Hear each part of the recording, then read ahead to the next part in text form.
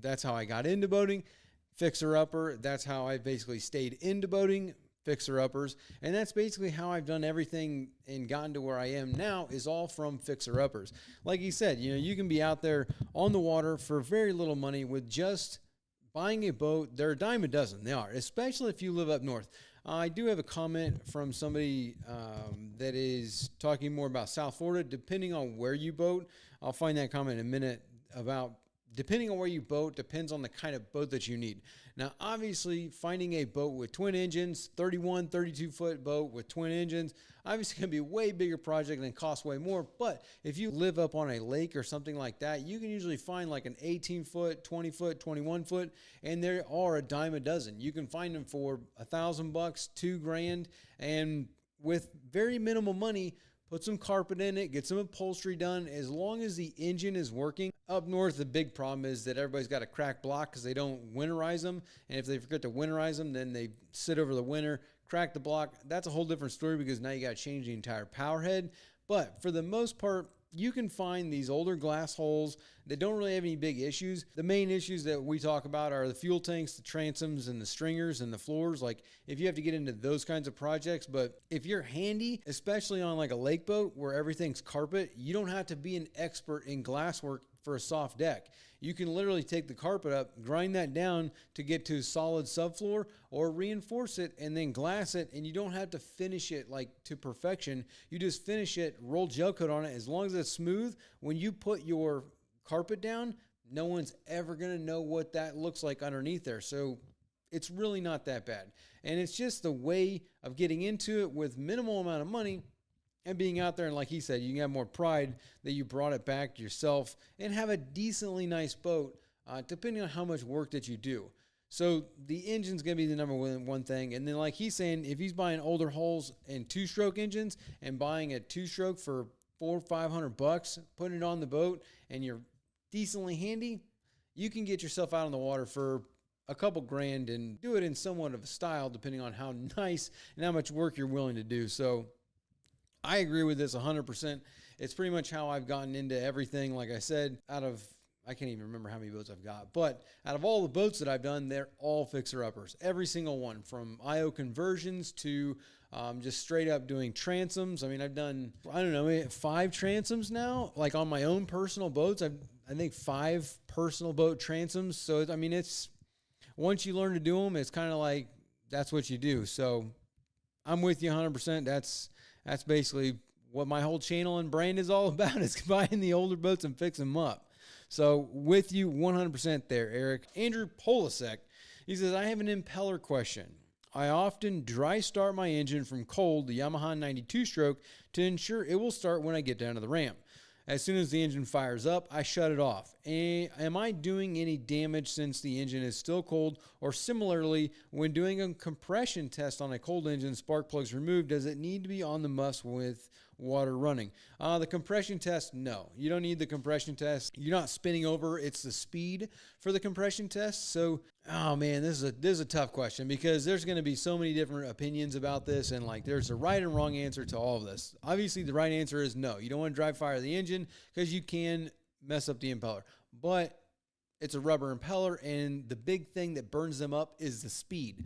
The speed and the RPM that the engine is running at is what gets the rubber hot, melts them, and wears them down to where they lose their flex. So in a short, no, you shouldn't do that. But based on what you're saying, like your compression test, you don't have the speed when you're turning over to get compression, so no problem there. You don't need water, don't need muffs to do a compression test. You should start the engine and run it up, let it heat up to get your rings hot, to get your pistons, like to heat up the engine, get everything hot before you get your compression numbers. But, a lot of people do cold compression tests too. Theoretically, you want it to be hot, but no, you don't need water to do that. As far as your other impeller question, I totally understand where you're coming from on this, because you are basically, like, let's say you got a 20-30 minute drive down to the ramp to splash the boat. And, I guess you're just kind of being lazy about not wanting to put water to it to start it. But I totally get it. Like, depending on where you've got the boat, where it's parked, you might not even have water. So just firing up, make sure it turns over and kicks up, and then turning it off to make sure that you're not having problems when you get down to the ramp. Everybody should be doing that. Totally understand, depending on, especially an old 2-stroke engine, yeah, you kind of want to make sure that thing fires up. So if you're only doing this like once or twice a month, you're not going to be causing any damage. And depending on your maintenance schedule, like if you're actually doing your impellers every couple of years, you're not going to do enough damage to give you any issues. Now, if you're doing this 3 times a week, yeah, you're going to eventually wear that impeller out because it's dry. You're doing dry rubber against the metal water pump impeller housing, and that cup, it is going to eventually wear out the impeller and it will cause damage. But once or twice a month, it's not enough to cause damage that's going to cause you an issue by the time you do an impeller on your engine. Now, if you don't do your impeller but every 10 years,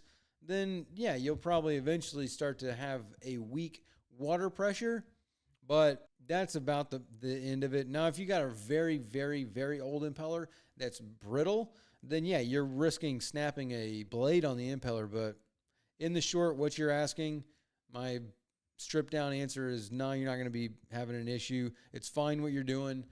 Start it as soon as it kicks up, boom, you turn it off. Like, it's also the exhaust, because when you run the engine, the exhaust makes it hot, which heats everything up. But again, as soon as it kicks over, you turn it off. So there's no heat, there's no speed. It's going to take a lot of times doing that to mess up your impeller. Mutt to Jeff says, bruh, I don't know who you got wrapping your boat for a couple $100 or $1,000, but I want their number. I just paid $6,000 for just a top deck refresh. I have not priced out a wrap in a while. Usually I use Jordan with Wraps on Right. He's in I can't remember, Fort Myers, Tampa area, but that's normally who I've always done wraps through. But I haven't wrapped a boat in probably 2 years, 3 years. No, 4 years. Probably about 4 years since I wrapped a boat. So my prices are going to be way different. But I mean, how big of a boat are you talking about here? Because $6,000 for the top deck refresh. Wraps usually go, depending on the material that you're using and also the graphics. That's what really kicks in the expense, is because you're talking about ink at that point. If you're getting plain colors, wraps are not that bad. If you're getting graphics done and a bunch of other stuff, then yeah, they can get pretty expensive. Like you said, you paid $6,000 for just the top deck refresh. I don't know what you mean by the top deck, but yeah, they can get expensive.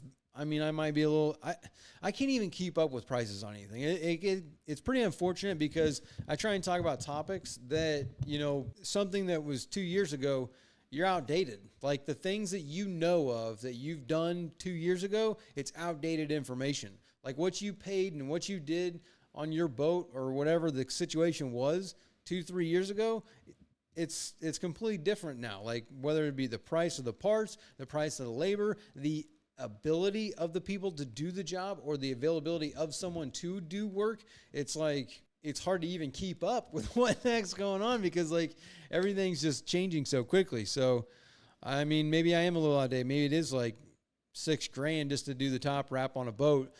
Usually, depending on how big it is, I mean, by and large, the one that I was looking at, 21 footers, 24 footers, you're $1,000 to $3,000 to do the wrap. So maybe I'm way outdated on my pricing.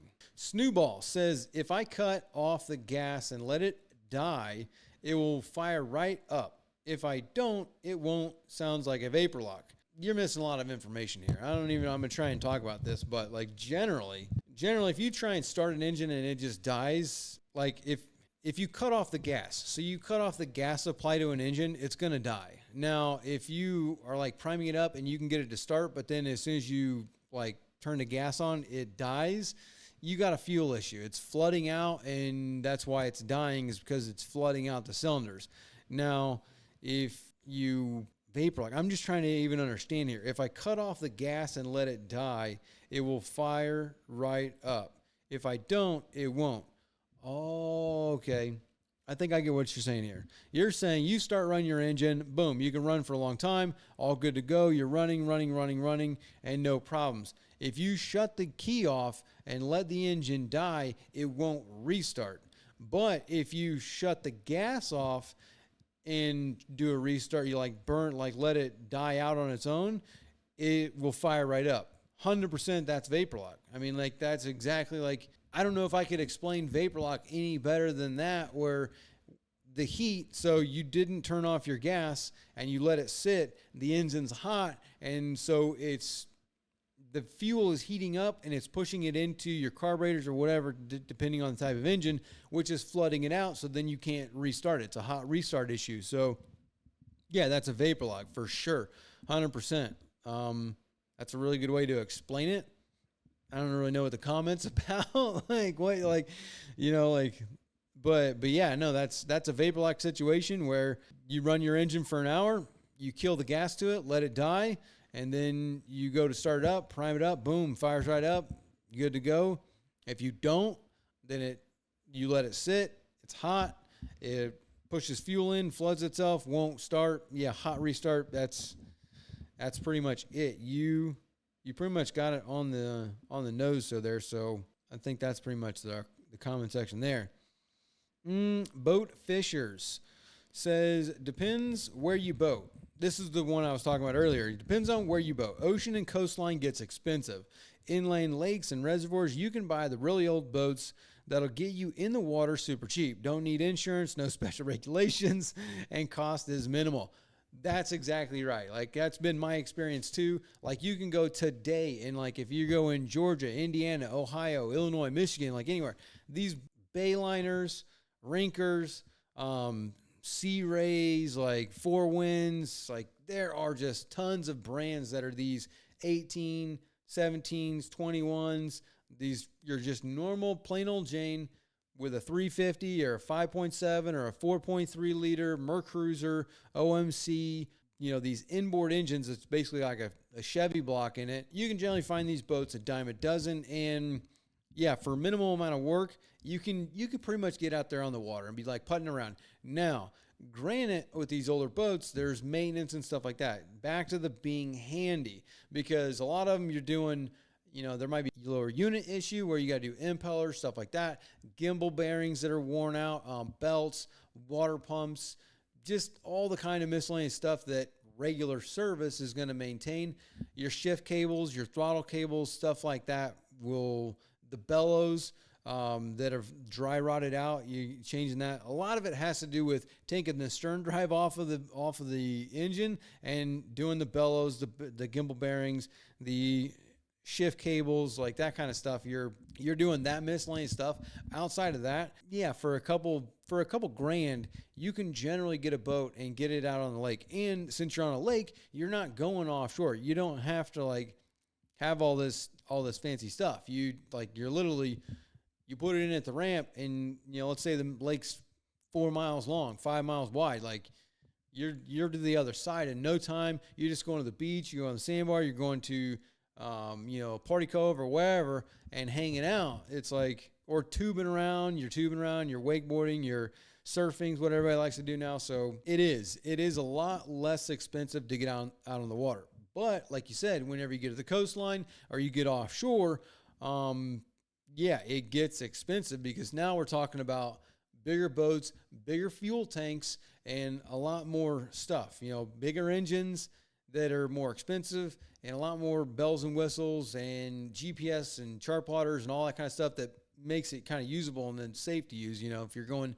20 miles offshore, you don't really want to be running in a force engine or something like that that's just rinking and just ready to fall apart. Hey there, sorry to take you away from the video, but real quick, did you know that on average a boat owner will spend between $1,000 and $5,000 a year just on servicing their engine? And you could actually pocket and save a lot of that money if you would just do the service yourself. It might seem like a daunting task, but I guarantee you virtually everyone can do it with our guidance and the Boaters program. This is just one skill that you could learn inside the program, because we have hundreds of other videos teaching you all kinds of boating skills, as well as a weekly live stream where we have questions and answers with me, as well as a chat feature where you can send videos and pictures, ask all kinds of questions, or look for some advice or some guidance on a project that you're doing on your boat. You can join the program by hitting the first link in the description, clicking join, or visiting bornagainboating.com. Now back to the video.